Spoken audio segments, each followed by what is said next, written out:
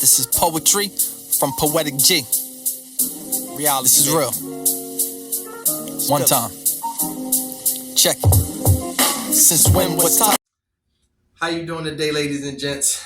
Thank you for tuning into the show. This is King George. I am the owner of T.Y.I Productions, and I am the curator of BLK31 magazine. Today we have a lovely lady here, Miss Indea Rose, and we come to speak on her upcoming projects, her books. So how are you? How are you feeling today? I'm feeling awesome. Thank you for asking. Let's get into who is Miss Indea Rose. I am a liberator of words. I am eclectic. I am a poet. I am a prolific spirit at best. Now, I hear you say poet. At what age did you start poetry? Did you start writing poetry? Did you start performing your poetry? For me, I started writing poetry at the age of 8. I literally would write, and I didn't know that it was poetry until my parents told me what it was. Okay. Now, how much have your parents played the inspiration in your poetry journey? Tremendous. My mother and father have always been extremely supportive of my craft, and I'm so grateful for the push that they've given me. Okay. And I see that we have a beautiful book on display. It says Soul Searching a Poetic Journal by Indea Hoffman, right? Now, what's some of your favorite poems from this book? That's a difficult one.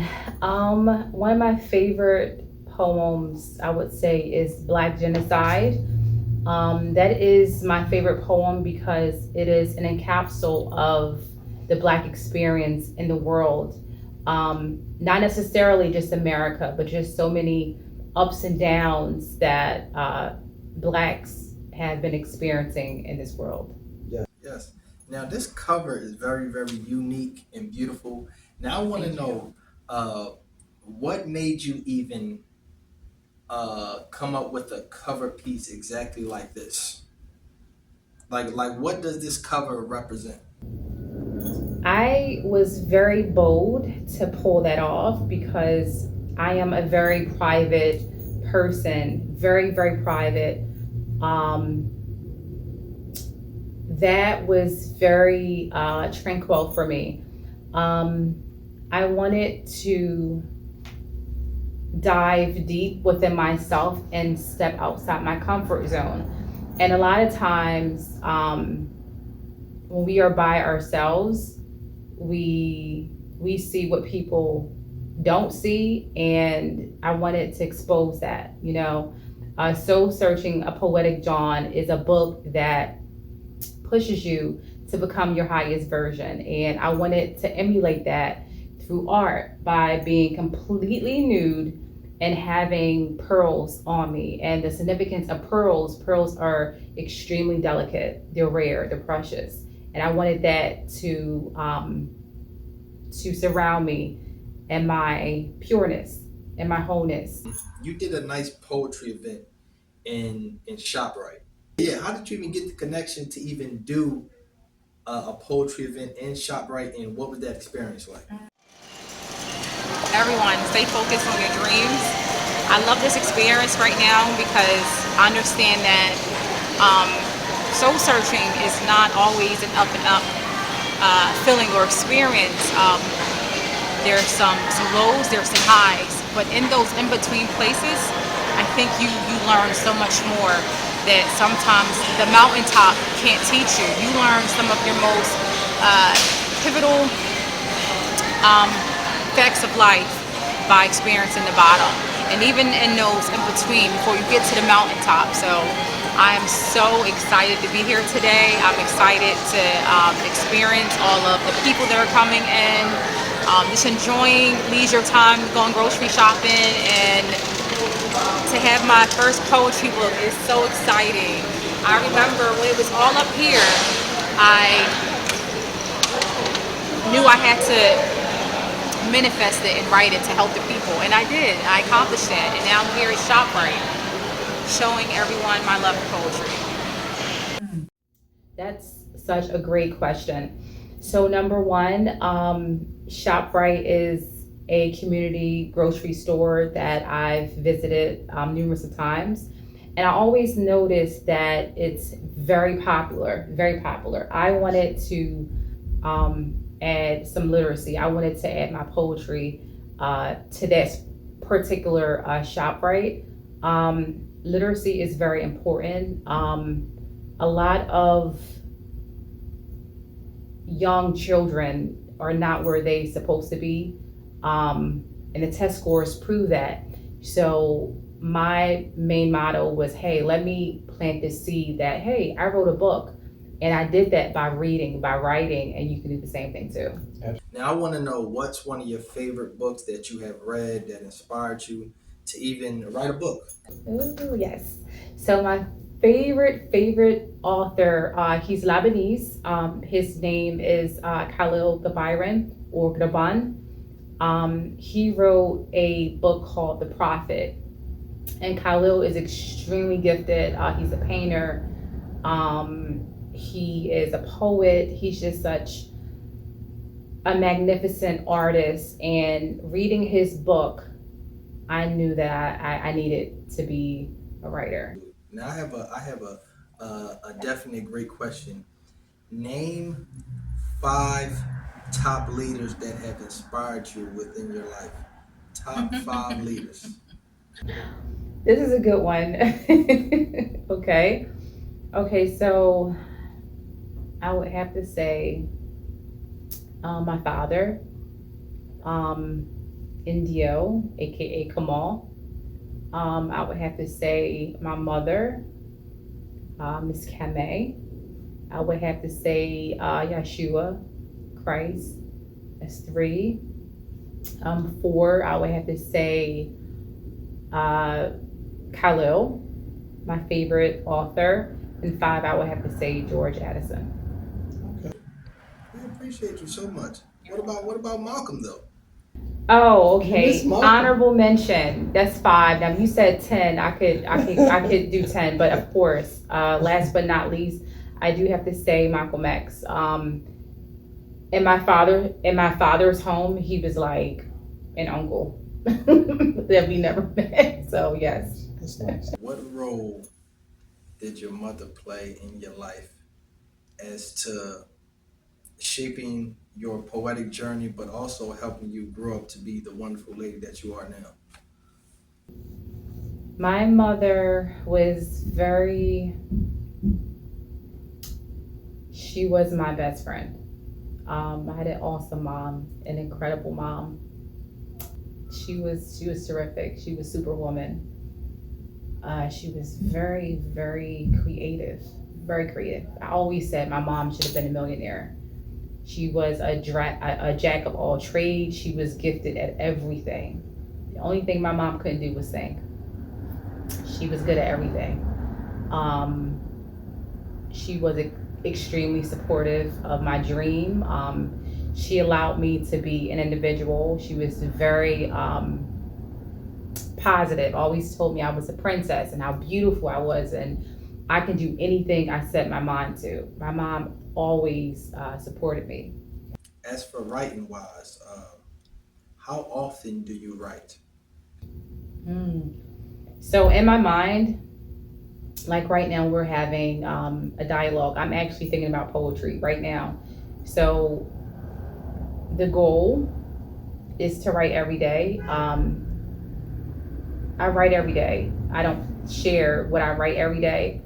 And I don't know if that's a good thing, but because I'm such a personable person, I'm very private. And when I share, it's like it's meant to be shared. Some writings that I have written, I will never share to the world. I think certain things are just intimate, you know? Absolutely. Now I see that you have on the head wrap. What significance does the head wrap have in the Black culture, and how significant is it for the Black woman? Mm. Well, for me, I know that when I go into deep prayer, my head is always covered, always. I don't expose my hair when I'm going into like deep prayer. When I'm beseeching God, the Creator, my head is always covered. I don't believe to have it uncovered. Now, of course, like if it's a situation where my hair is not covered, my relationship with God, He knows who I am. So for me, hair wraps are very symbolic, they're very spiritual. It's not because my hair is not done. I have thick, natural hair under this head wrap. I just look at it as a way of life. It's also beautiful, very elegant, but to me, it's more than just African culture. For me, it's a way of life. Yes. It's a spirituality. Okay. So head wraps for me, it's a journey. To touch back, let's just take it back just a little bit, and I just want to know. I want to know if you can recite us some poetry from this book, a poem. So I'm going to give you guys a little snippet from Black Genocide. This poem, I would say, would touch very, very hard because our youth are lost. They need God. God represents masculinity, and that's missing within a home. Even though the woman is the first teacher, everything is off. It's off track, and this poem is very relevant. So I'm gonna share a little bit of it. Head, shoulders, knees and toes, eyes, ears and mouth and nose, head, shoulders, knees and toes. Black genocide, they tell us to stay dangerous. I tell them to kiss my anus, stick up middle fingers. What about when they used to hang us from trees? Why you smoke them? These dope dudes help the cause to the hood genocide. Black genocide got more creeps on they side than left eye. Black genocide, dope fiends and addicts got more popped out veins and acrobatics. I wonder if being black in America is a bad habit that the world tries to kick, trying to say hi without the hits. Black genocide. Why can't I write about roses are red and violets are blue? Black genocide, but I'm writing about this. I wonder if America is going to hell with a handbasket, no need for a casket. I'm just asking, Sleeping Beauty in her sleep and they still shot her. Who shot you? What about the future of Brianna? Black genocide. What if heaven was 1 mile away? You had to walk through the hood to get to it. I wonder if all my blasted brothers who died in the streets ever got to it. Black genocide. Thank you. That was amazing. That was amazing. That was great. That was great. Yo, that was absolutely amazing. Thank you so much. I don't want to spoil it for y'all. But I heard this poem. I've read this book. I've read this entire book. The book is phenomenal. It's phenomenal. So I want to, before we wrap up, I want to know what kind of advice could you give to young ladies growing up during the time right now? We have young women that just going through a time of, and young men, we going through a serious time within the youth.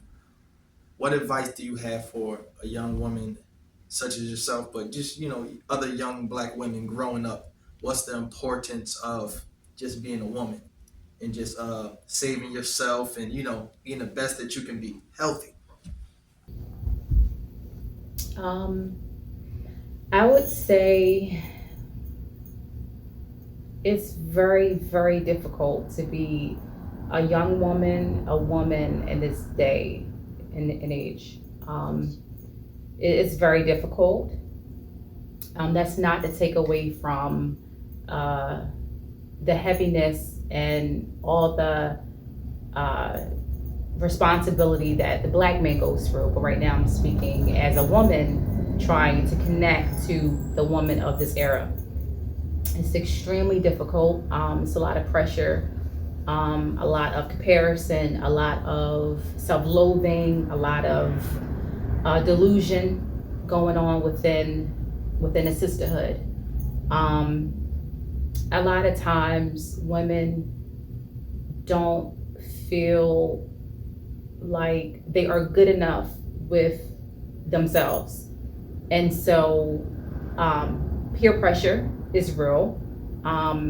That's one way that a lot of women they succumb to it. I can't go outside if I don't have a weave on. I can't go outside unless I have makeup on, or like it's a lot, and it's like, well, the baseline to feel comfortable to reach the world, you have to stay centered with God. For those women that didn't have good fathers, you have a heavenly father that will still want to connect with you. Once you know who he is and spend time by yourself, the rest is like history. Everything else gets more easier. But you have to literally spend time alone with God. I've been through that journey, and that's how I was able to write my book, Soul Searching, A Poetic Dawn. That process was not always a pretty journey, because again, God is the man, I'm a woman. There's a lot of things that had to be uncovered that I wanted to cover up.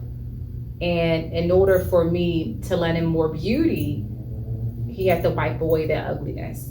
And a lot of women feel like by putting on makeup, putting on weaves, that it's going to take away the ugliness. And that's something that's internal. You know, this battle that a lot of women are going through, they think, okay, well, if I cover it up and trick a man, then this is going to make me a better person. And it just makes everything much more havoc. You know, when a woman is not in her rightful position, if she doesn't know who she is, she enters a man's life and does the same thing, cause havoc. Daddy issue, she causes havoc. Mama issue, she causes havoc. And then they start to make a family, and it's just that same negativity is passed down, all because the woman is not centered. She's that baseline with God, you know. And a lot of that has to do with authority. Most women hate authority. They have this, they're like delusional. God has always been a man, right? So if you can't listen to him, and if you can't respect him or reverence him, you're going to have a hard time respecting a man, respecting your father, right? Because God allowed you to have a father. That's like the physical representation. So it's like, well, if I'm not whole, if I don't think I'm beautiful, if I don't think I'm amazing, a man can never validate that. I know I'm the sugar honey iced tea. Like my self-esteem is very, healthy. I'm not easily swayed by the Joneses, or I don't feel like I have to compete with women because of what they look like, because I know at the end of the day, your looks does not make you feel good about yourself. Looks change, if you want to live to be 85, are you still going to what are you going to have to show for it? What did you produce in this world to make civilization a better place? Your BBL is not going to help you. Your makeup is not going to help you. Your weave, your twerking, that's not going to help you. It's okay. I connected with God. I healed. I became better. I'm not perfect, but this is what I gave to the world. This is how I helped the youth become better. If you're not willing to go through that process, you're always going to point the finger and never say it's me. So ladies, I encourage you to do some soul searching with yourself, connect with God, Yeshua, and you'll see how everything works out for you. That was so deep. Listen, that was so deep. And y'all ain't hear it from me, ladies. Y'all heard this from another lady. So this is something that you really need to tune into. You ain't hear from me. Remember, I'm a man. I'm out of this. I'm out of all of this. So, tell the people where they can find you at. Where can the people find you at? Hi, I am on IG at Indea Rose 77, and come check me out. I love it. I love it. And she was in 2 editions of Black 31 magazine, and she's in this new upcoming edition of Black 31 Natural Beauty section. Check it out. Peace. They gon' know me, cause after this song, the whole world sing the poetry. Cause after this song, the whole world gon' know me. Cause after this song, the whole world sing the poetry.